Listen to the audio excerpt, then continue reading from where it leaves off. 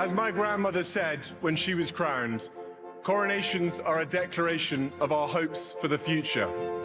And I know she's up there, fondly keeping an eye on us, and she'll be a very proud mother.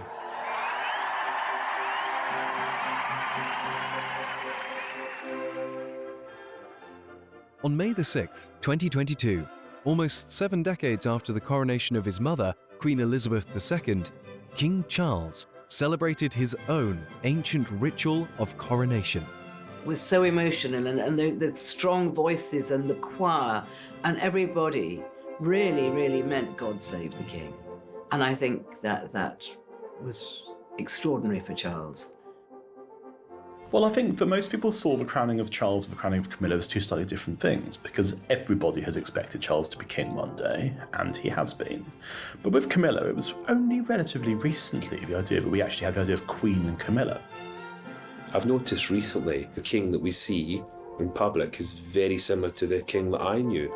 So that's what's so interesting, is seeing how they're becoming more confident in showing how they are in private. The full force of Great British pomp and pageantry was on display for the world to see, as this traditional ceremony was brought into the new millennium for the first time. Well, there was an astonishing amount of pageantry on the day. I mean, it was to watch it, the horse guards parade and the massed ranks of musicians and people on horseback and so forth. It's a reminder that Britain does do pageantry very well. And obviously Charles and Camilla were in their carriage waving around at the public and generally doing what they do best. From the largest military parade in 70 years to the priceless relics of British history, the coronation was a spectacle to behold, as history was made. Well, I always thought that Charles would make a wonderful king because he cares so much. He has waited and waited and waited to become king. But I think there's also a sense of him of thinking, okay, I've given this all this thought, now I've got to do it. There's somewhere between terrifying and exhilarating.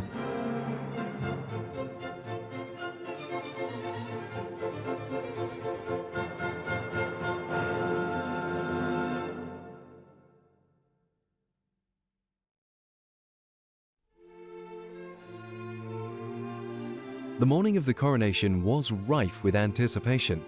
People from all over the world had set up camp along the procession route from Buckingham Palace to Westminster Abbey, where the ceremony would take place. In typical English springtime fashion, there was a light drizzle to set the scene, but the weather didn't dampen anyone's excitement for the day ahead. But what was interesting about the coronation is that, like the coronation of Queen Elizabeth II, the coronation of George VI, is it was bad weather.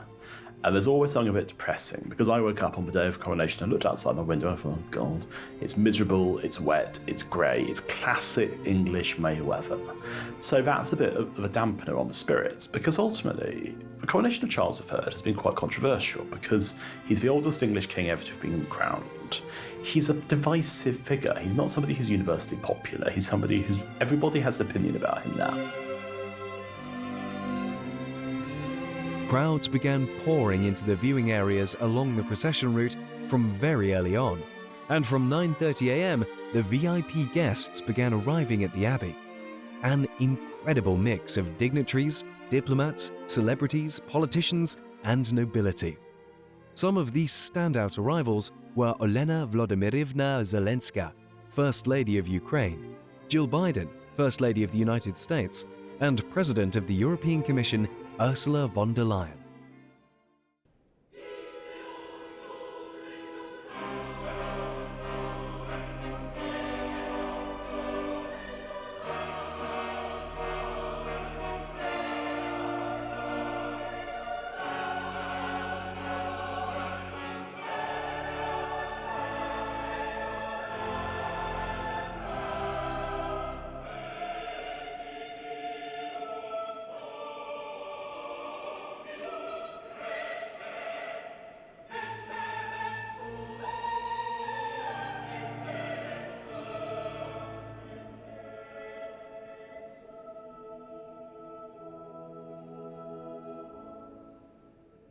Leaders and representatives of the Commonwealth made a symbolic entrance together, flying the flags of their nations. With military precision, at 10:20 a.m., Charles and Camilla left Buckingham Palace in the Diamond Jubilee State Coach.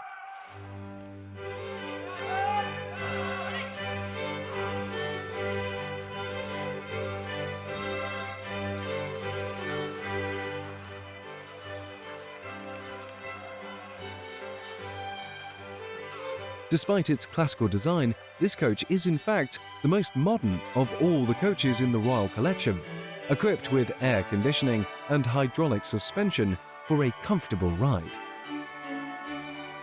Well, there was an astonishing amount of pageantry on the day. I mean, it was to watch it with this parade, the Horse Guards parade and the massed ranks of musicians and people on horseback and so forth.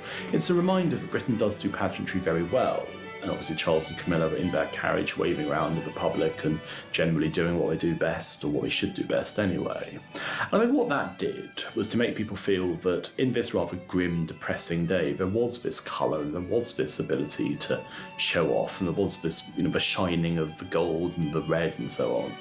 And so I think that's something that people think is important, because ultimately you've got a coronation, you have to do it whatever the weather. There's no point saying, oh, it's bad weather today, we'll have to postpone a week. You've got this amazing ceremonial event, and it was portrayed in the best possible way in that regard. After receiving the jubilation of the crowds, Charles and Camilla arrived at the doors of Westminster Abbey at 10:53 a.m. On the occasion of the coronation, it is customary for the king to enter after his queen. Keen spectators would have seen the adorable sight of 9-year-old Prince George, son of the Prince and Princess of Wales, carrying the King's train as one of His Majesty's page boys. With the appropriate fanfare, King Charles III entered the Abbey, and the 2-hour ancient ceremony of worship and appointment would now begin.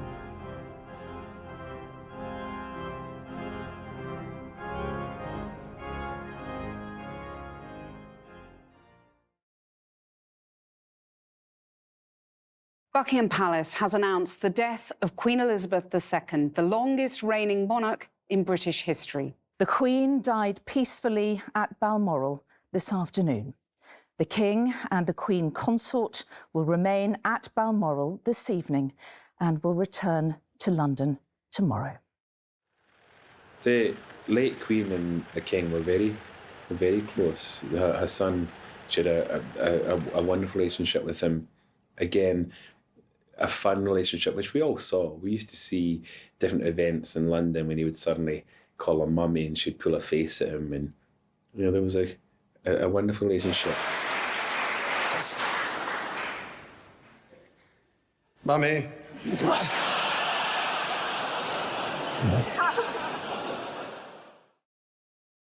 But they respected each other. I mean, he really respected his mother. He respected the fact that she was queen and everything that stood for.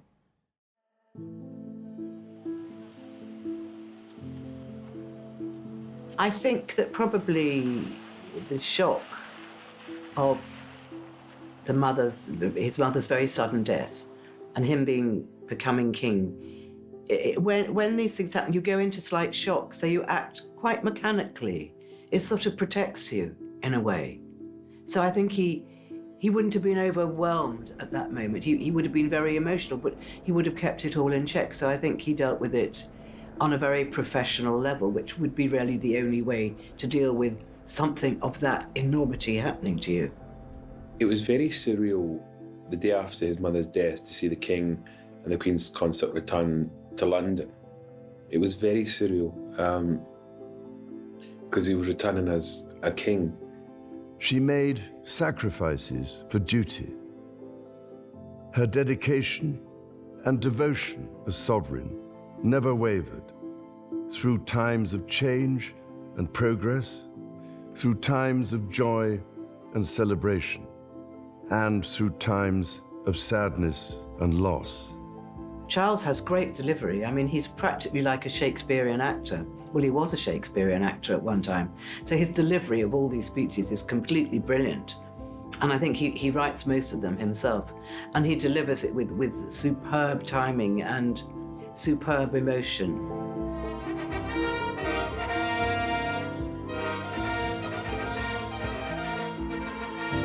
Outside the royal court, the state trumpets sound. Before rolling news, the role of this part of the ceremony was to spread the word to a waiting nation.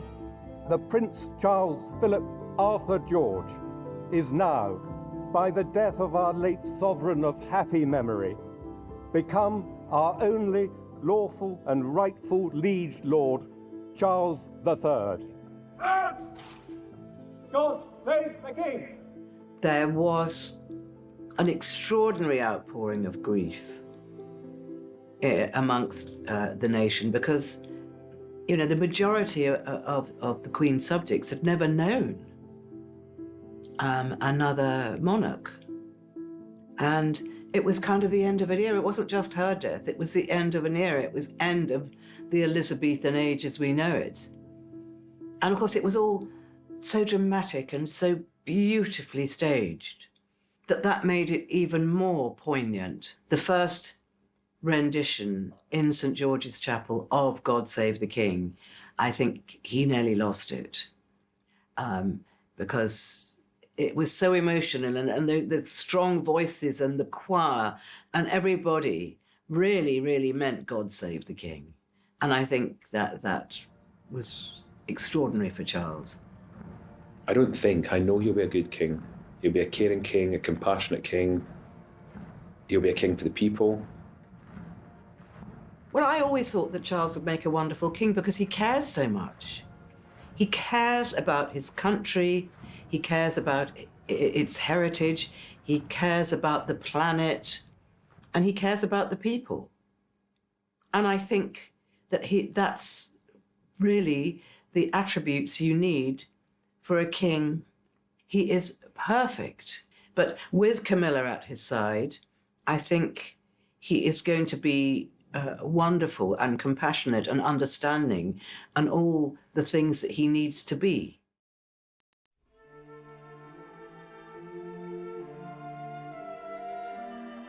The first part of the coronation is known as the recognition. The monarch presents himself to his people in an ancient tradition dating back to the Anglo-Saxon era. In turn, they say, "I here present unto you King Charles, your undoubted king. Wherefore, all you who are come this day to do your homage and service, are you willing to do the same?" The congregation and choir replies, "God save King Charles." In fact, Charles's first words upon arriving at the altar of Westminster Abbey are a pledge of service and devotion to his people. Next is the oath. Charles is presented with a Bible crafted by 40 expert craftspeople. With his hand on the Bible, he swears to protect the faith, the Church of England. Next is the King's Prayer. The King kneels before the high altar and recites his own specially written prayer, another first for this coronation. The words were inspired by the hymn, "I Vow to Thee My Country." Charles asks God, "that I may be a blessing to all thy children, of every faith and conviction, that together we may discover the ways of gentleness." Next, and perhaps the holiest moment of the entire coronation, is the anointing. The anointing with holy oil is the central act of the religious ceremony and takes place in private. Charles III's holy oil was made sacred in Jerusalem and consecrated by the Patriarch of Jerusalem and the Anglican Archbishop in Jerusalem. It was created using olives harvested from 2 groves on the Mount of Olives and pressed just outside Bethlehem, and perfumed with sesame, rose, jasmine, cinnamon, neroli, benzoin, amber, and orange blossom. Charles's robe of state is taken off, leaving him in simple clothing, showing his humility to God. Then, in the most awe-inspiring moment of it all, the choir sing the magnificent Zadok the Priest, written by Handel.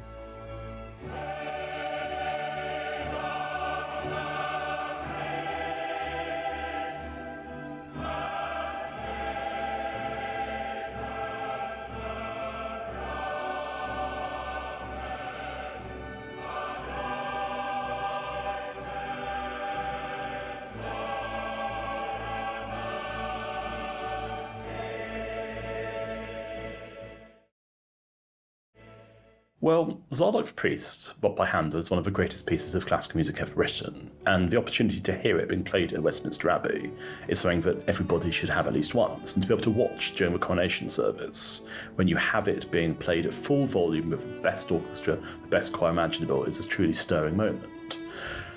The thing that it is accompanying is the anointing of the new king, and the problem is, the anointing of the new king is something which is a slightly silly moment, because we hear all these things about the sacred oils being used, so forth. You think, it sounds like a really expensive spa treatment. And on the one hand, you can look at this image of Charles, with his finery off, wearing this linen shirt, and it's actually quite a moving image for this now quite old man who's having these things done to him. On the other hand, there is an essential ridiculousness to it, which I think we can't really ignore. And I wonder, when it comes to William becoming king, is he going to look at a lot of these things that his father did and think, actually, I don't want that because I think it's absurd? But then, of course, the traditionalism argument kicks in and people say, well, why would you ditch all this? Because what was interesting about the coronation is, compared to Elizabeth II's, which went on for about 3 hours, it was a very stripped-down service. The major meat of it, if you like, took just over an hour. So it wasn't something which was a lavish, pageant as coronations in years gone by have been. But I think it's likely that when William becomes king, it'll be even less devoted to ceremonialism and so on. The investiture follows. Now the screen is removed and King Charles III is presented with garments and regalia, including the iconic orb and scepter, and of course the moment everyone was waiting for, the coronation crown. At exactly noon, St. Edward's crown is placed upon Charles's head by the Archbishop of Canterbury. Made of solid gold in 1661, this elaborate crown is encrusted with 444 jewels and weighs 5 pounds. Now the king moves to take seat on the throne of England, a velvet-covered chair made for George VI in 1937. First to kneel before the king and swear his allegiance is the Archbishop of Canterbury. Then, in a very touching moment, the Prince of Wales, Prince William, kneels before the king and pledges his loyalty before kissing his father the king on the cheek. Well, one of the most affecting moments for me during the service was when Prince of Wales pledges his allegiance to his father and says, "I will be your liege man," which is called this term of great association. It's been going on for hundreds, if not thousands of years. And Charles seemed deeply affected throughout the service. He's a man who is very much a traditionalist. He's very much somebody who has been waiting for this for decades. But the moment where his son came to him and kissed him on the cheek and pledged his allegiance was, I think, the moment he seemed most moved of all, because the relationship between Charles and William has been much debated. It has been said that Charles is jealous of William because William and Kate are seen as younger, more glamorous, more exciting than him and Camilla. And there's also very much a sense for a lot of people that when the monarchy changes, it will be William who is at the forefront of that change, that Charles is a kind of caretaker monarch. And Charles is a man who's aware of all this. He is somebody who will have been told about this by private secretaries, and I think there has been something of a sidelining of Prince William in the run-up to the coronation, but that moment made it very clear, both symbolically and practically, but especially when compared to the relationship between King Charles and Prince Harry, who was, as they say, present but not involved at the coronation, that the relationship between the king and the king-to-be was a strong one, and I think that most people found that as affecting as I did. I, William, Prince of Wales, pledge my loyalty to you, and faith and truth I will bear unto you, as your liege man of life and limb. So help me God.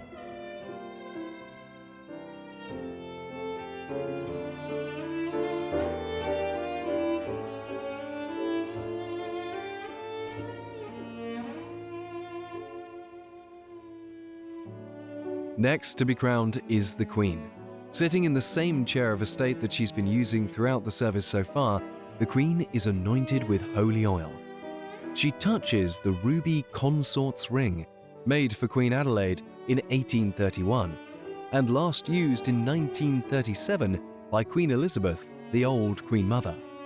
The Archbishop then crowns her. Well, I think that most people saw the crowning of Charles and the crowning of Camilla as two slightly different things, because everybody has expected Charles to be king one day, and he has been. But with Camilla, it was only relatively recently the idea that we actually had the idea of Queen Camilla, because certainly Prince Philip was never King Philip, and it was often suspected that Camilla would have been the Queen Consort or given some title that was not quite the same thing. And I think what was very nice on the day was watching her, and she was exhibiting an obvious and very human nervousness, because if you were in that position, you'd be nervous, and it was quite clear that for all of her decades in the public eye, for her 15 years being married to Charles, and for generally having prepared for this herself, the reality of it was still an overwhelming thing. And I think that Queen Camilla is actually one of the most beloved royals. She's somebody who I think people like because she's seen as accessible, and she's seen as somebody you can actually relate to, unlike a lot of her adopted family. And you think to yourself, I'm very glad that she was able to rise to the occasion on the day.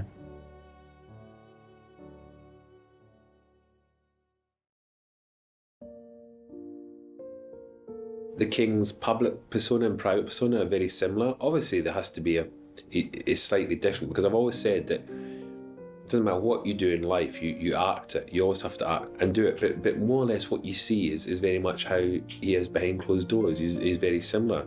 I've noticed recently the prince or the king that we see in public is very similar to the prince or king that I knew. So that's what's so interesting, is seeing how they're becoming more confident in showing how they are in private, which is fantastic. And we get so much inside footage now that we never used to get. So we see private audiences and meetings and all sorts of things that we would never have seen, 20, 30 years ago. So that's why it makes it easier to say to people, well, the man, the king that I knew or know is the same as the king that you see, because that is what you see is how he is.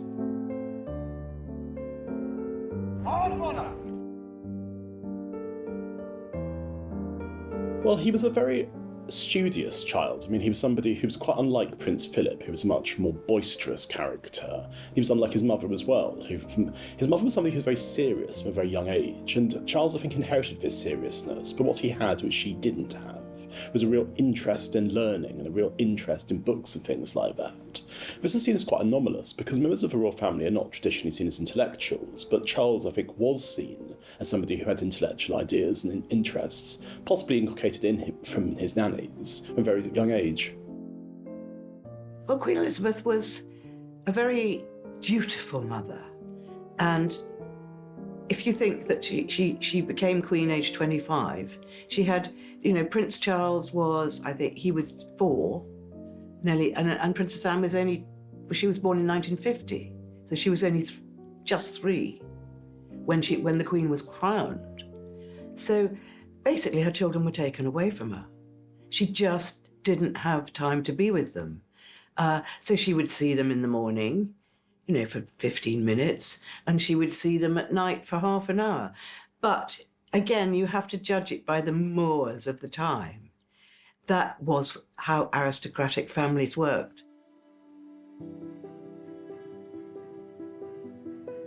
Almost exactly 7 decades earlier, on the 2nd of June 1953, Queen Elizabeth II celebrated her coronation. When the coronation took place in 1953, it was quite interesting, because Charles was obviously just about old enough to be at the coronation and to have an understanding of what was going on in a way that none of his siblings who were currently born did. And I suspect that for a very young boy, it would have been an overwhelming experience. I mean, the pageantry, the noise, the sheer number of people. But there would also have been, probably by then, at the back of his mind, this thought percolating about, it's going to be me one day, this is all going to happen for me. It was a 3-hour ceremony. It was, everybody recalls, the coldest June day that had ever happened. And it was pouring with rain. And people, there was, if you go back, this is 1953, so the army was enormous. And they had every sort of foot or 2 feet along the pavement, there was what they call streetliners, which were soldiers. And they were all really cold, and they were given sugar lumps infused with brandy to sort of keep them going. And the ceremony itself was very, very serious and very religious and very dramatic.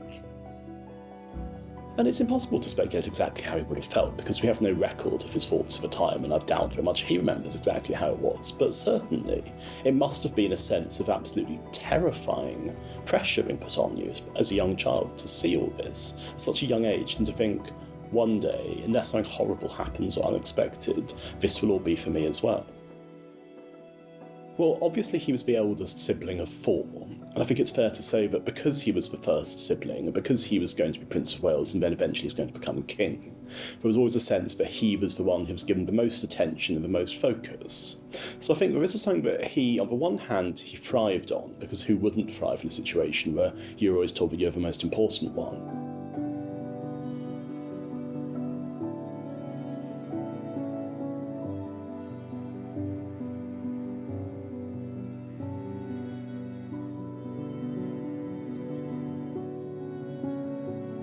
So the king served the longest apprenticeship, I think, in history as Prince of Wales, and I suppose you might think that he was frustrated maybe, or you get to a point when you want to do the job, and from my view that was never the case. He enjoyed being Prince of Wales. He did an amazing job. There'd never been a Prince of Wales that had more or less created it into an actual job, and that's what he did. He made it an actual job. I'm delighted to say we've got a new member of our weather team tonight. Let me hand over to him now. Your Highness. Well, it's an unsettled picture as we head towards the end of the week. This afternoon it'll be cold, wet and windy across most of Scotland. We're under the influence of low pressure, and this weather front pushing northwards is bringing cloud and outbreaks of rain. The rain, of course, will be heaviest over the borders and around Edinburgh, where it could lead to difficult conditions on the roads. In the west, rain will be lighter and patchier. There will maybe a few drier interludes over Dumfries House in Ayrshire. Aha! There'll be snow for the higher ground of the Highlands and Aberdeenshire. The potential for a few flurries over Balmoral. Who the hell wrote this script? As the afternoon goes on. The best of the drier and brighter weather will, of course, be over the Northern Isles and the far north of the mainland. So a little hazy sunshine for the Castle of May and Caithness, but a cold day everywhere with temperatures of just 8 Celsius and a brisk northeasterly wind. Thank God it isn't a bank holiday. Well, what Charles has done throughout his life is, in addition to his conventional royal responsibilities, he's had a real interest in making a difference in the lives of younger people. And so the major thing he's known for is Prince's Trust, which is this organisation which specialises in giving out funding to disadvantaged organisations and individuals and trying to make their lives better. And the thing about the Prince's Trust is that it's a brilliant idea. He's had the public persona and the ability to actually make it work. And so it's one of those things that even people who don't like the royal family and even people who have Republican sentiments would usually agree that Prince's Trust has been a force for good. And I think that what you can see in Charles is genuine desire to make things better for people. I mean, he genuinely is somebody who has said, I worry about the fate of my subjects. And I think that's true. I think he does. I mean, he doesn't always get it right, but none of us would. And I think that the Prince's Trust and Prince's Foundation are real concrete steps to actually helping people's lives. So when I created the Prince's Trust in 1976 to help improve the lives of disadvantaged young people, it was because I was so acutely aware of the challenges that they faced. And over the years, some of the challenges have changed, but the overall mission of giving people self-confidence, self-esteem, and better opportunities remains the same. And in that time, we have helped over 1 million young people. And I always used to get so annoyed that it hadn't got to 1 million long ago, because we had to keep counting people who were still going through the system, even though we were actually helping 50,000 people a year. I thought, I know my maths is bad, but... So we've helped over 1 million young people transform their lives, and the Prince's Trust now works in 18 countries across the Commonwealth and beyond. I would like to take this opportunity to say to you, Charles, how proud I am of everything you have accomplished with the Trust and the way you personally have inspired this organisation. It is a very great pleasure for me, therefore, to present a Royal Charter to the Prince's Trust in recognition of its outstanding achievements over nearly a quarter of a century. It's totally useless for a lot of well-meaning people to wring their hands in conference and to point out the dangers of pollution or destruction of the countryside if no one is willing or capable of taking any action. The impassioned speeches will be so much effluent under the bridge unless it is followed by drastic political action. Well, sir, time is fast running out, and it remains to be seen whether those in political authority can shoulder their responsibilities in time and act quickly enough to relieve a situation which grows more serious every day. Well, Prince Philip is somebody who was always interested in the ecology, but Prince Charles has taken it several steps further. And now that he's king, it's been quite interesting because for years he was mocked by the media for saying things like you should talk to your trees and things like that. But now that we understand things like climate change and we're all much more aware of the environment, we can see Charles was actually decades ahead of us because he was somebody who's always taken this stuff seriously. He's always warned about global warming. He's always warned about climate change. And now I think we can actually say, yep, you were right. You've always understood this. Ladies and gentlemen, the battle against climate change is surely the most defining and pivotal challenge of our times. Even in a world full of daunting perils and crises, it is hard to imagine anything that poses a greater challenge and opportunity for humanity. We are running out of time. How many times have I found myself saying this over recent years? We cannot delay, regroup, prevaricate, or wait for more and better information. We should compare the planet under threat of climate change to a sick patient. No doctor would wait for 100% certainty while a dying patient slipped away. We cannot ignore the symptoms and should act now to restore the health of the planet before it is too late. Learning the job, you know, he learnt the job from his mother and father. His education was always about preparing him for the day that he became king. I don't think anyone would ever imagined that he'd been Prince of Wales for as long as he was, but it's put him in a really good place of understanding the country and the world we're in today. So I think if you would say to me, is he the best man for the job? I think it's safe to say yes, he is, because he has done an amazing bit of training. And as the Queen once said, famously said that training is everything. At the end of the day, that's the answer to everything. And it's true. It is the answer to everything, as that training that her son had has now put him into a job that he can undertake.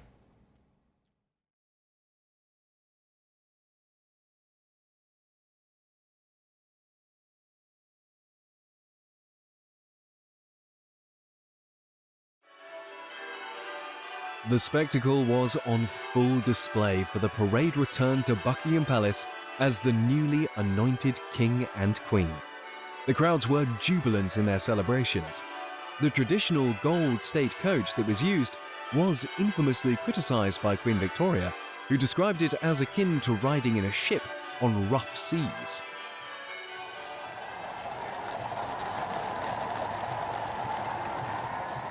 What's always quite funny is that when you're watching the coverage of something like this on television, the crowds become sort of rent a crowd. I mean, everyone's got their flags and waving them about. But I suppose you're not going to be watching it and thinking, well, I was looking forward to it, I'm really disappointed. I mean, you can't imagine there being mass booing and things like that as everybody leaves. People really enjoyed it, and I think it was something that even in the rain, even in the misery, there's still a sense of, oh, it went well. On returning to the palace, the military forces that led the processions were positioned on the lawn of Buckingham Palace in preparation for an appearance of the king. This allowed all those taking part the opportunity to salute their new king in the flesh, as many wouldn't have seen him until this moment.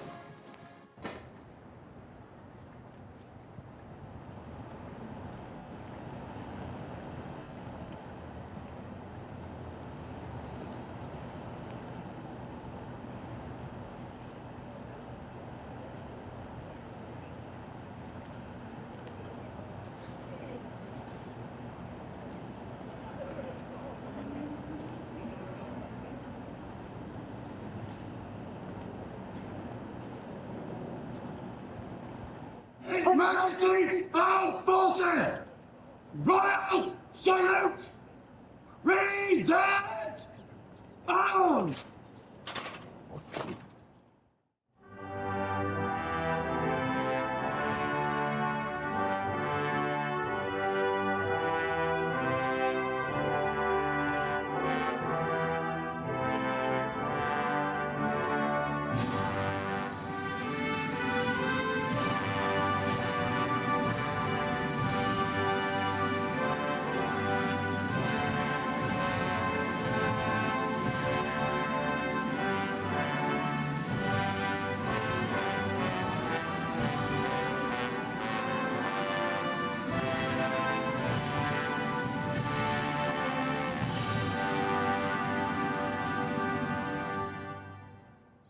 And finally, no royal event is complete without the famous balcony appearance. Well, I think when King Charles was standing on the Buckingham Palace balcony and waving down at his people, there was a look on his face, and it was quite hard to tell. Well, for one hand, it was, oh, thank God that's all over. And it was quite clear. You could see it's a tiring day. I mean, with the eyes of the world upon you, it's very hard not to be exhausted and then to be happy thinking, oh, only another few minutes of this. But there's also a sense, I think, that he has waited and waited and waited to become king. Decades he's been waiting for this. I mean, it's impossible to put a time on it, but let's say from the mid-1980s, this has been something that he's been expecting, so about 40 years. And you think to yourself, you have wanted this in various forms, and you thought about this, and now it's happened. And it inevitably is going to be an anticlimax, because you cannot wait for half your adult life for something, and then it not be. But I think there's also a sense of him of thinking, okay, I've given this all this thought, now I've got to do it. There's somewhere between terrifying and exhilarating. The celebrations continued for what was a triumphant weekend in the United Kingdom and around the globe. A special coronation concert took place the following day on the grounds of Windsor Castle. This star-studded event featured performances from legends such as Lionel Richie and Katy Perry. Prince William also made a very moving speech in tribute to his father.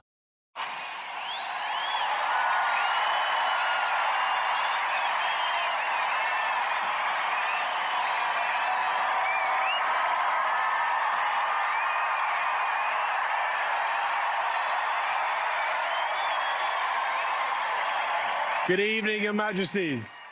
Good evening, Windsor.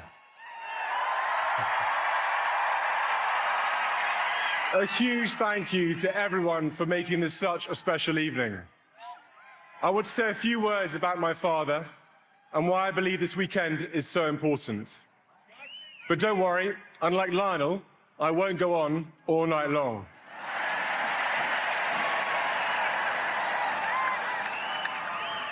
As my grandmother said when she was crowned, coronations are a declaration of our hopes for the future. And I know she's up there, fondly keeping an eye on us, and she'll be a very proud mother.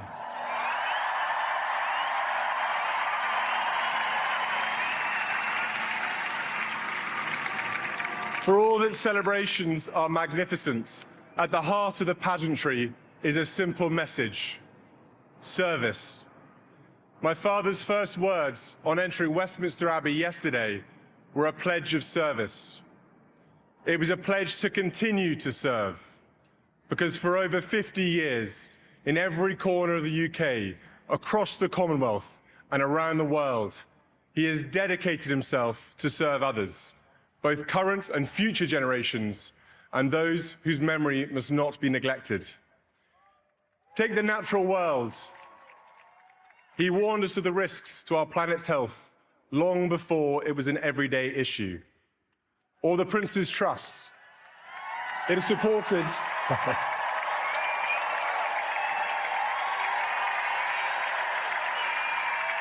The Prince's Trust has supported over 1 million young people, many from disadvantaged backgrounds, to realise their ambitions. And perhaps most importantly of all, my father has always understood that people of all faiths, all backgrounds, and all communities deserve to be celebrated and supported.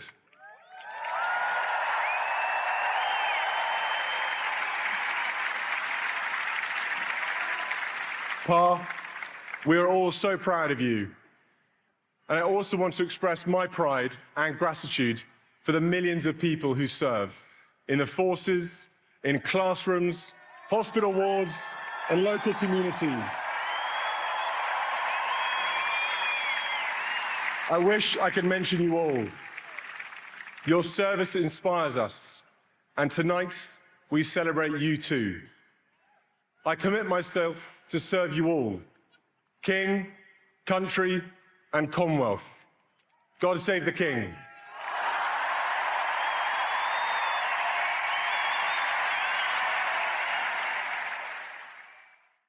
The coronation is complete, and now, in the eyes of God, the reign of King Charles III has officially begun.